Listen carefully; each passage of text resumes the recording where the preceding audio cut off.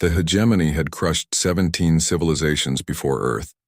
Their methodology was precise, clinical, and had never failed. First came the demonstration, a single orbital bombardment that erased a major population center. Then the ultimatum, submit or face extinction. Most species capitulated within hours. The stubborn ones lasted weeks at most. Humanity lasted 3 years. Admiral Kethvar of the Hegemony Third Fleet stood before the holographic display in her command chamber, mandibles clicking in what passed for confusion among her kind. The blue marble below should have been a compliant vassal world by now, its population grateful for the privilege of serving the galactic order.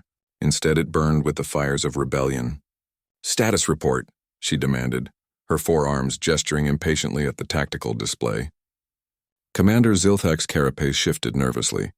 "The humans have adapted, Admiral, again." The word adapted had become a curse among hegemony forces. Every strategy they employed, every technological advantage they pressed, the humans found a way to counter it.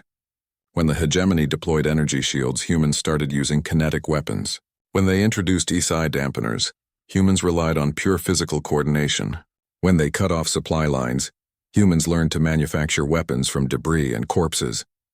"They're using our own destroyed ships against us," Zilthak continued, his voice barely above a whisper.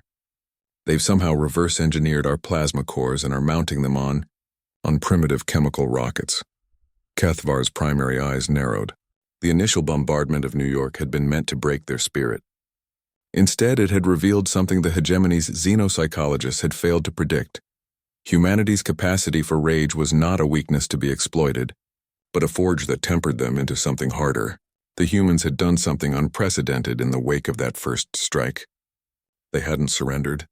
They hadn't despaired. They had gotten angry. And then they had gotten creative. Dr. Sarah Chen worked in what had once been the subway tunnels beneath the ruins of Manhattan. Her laboratory was a cobbled-together mixture of salvaged alien technology and human ingenuity. Around her, former investment bankers and baristas wielded plasma torches alongside MIT professors and high school students. The great equalizer of extinction had turned every human into a soldier, every survivor into an engineer. "Field test results are in," announced Marcus Rodriguez, a former Marine who now served as her chief of security. "The modified pulse rifles are working. We're getting 90% effectiveness against their armor." Sarah nodded without looking up from her work. She was grafting human neural interfaces onto captured hegemony targeting systems, a process that should have been impossible, given the fundamental differences in brain structure, but impossibility was a luxury humanity could no longer afford. "What's the casualty rate for the interface pilots?" she asked. 60% mortality in the first hour. Those who survive show 95% improvement in accuracy against enemy fighters.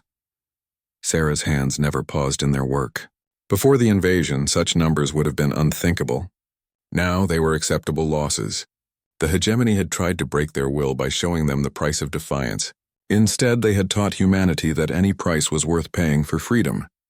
The resistance operated on a principle that baffled alien military strategists. Every human was expendable, but humanity itself was not.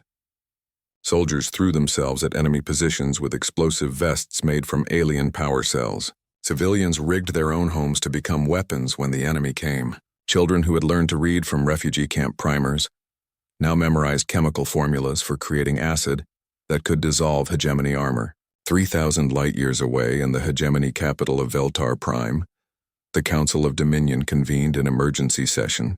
The humans had become a problem that extended far beyond Earth itself. "They're spreading," reported Intelligence Prime Corthon, his tentacles writhing in distress. "Human prisoners taken to labor camps are contaminating other species with their resistance methodologies." The infection was ideological. Humans spoke to their fellow prisoners not of submission, but of defiance. They shared not despair but anger. Where they went, rebellion followed. The hegemony's other vassal species, content in their servitude for generations, were beginning to ask dangerous questions. Why did we surrender so easily? Why didn't we fight like the humans? Council Primary Vexthal's voice resonated through the chamber. "What do our analysts recommend?" "Complete extermination," Corthon replied immediately. "Every human on every world.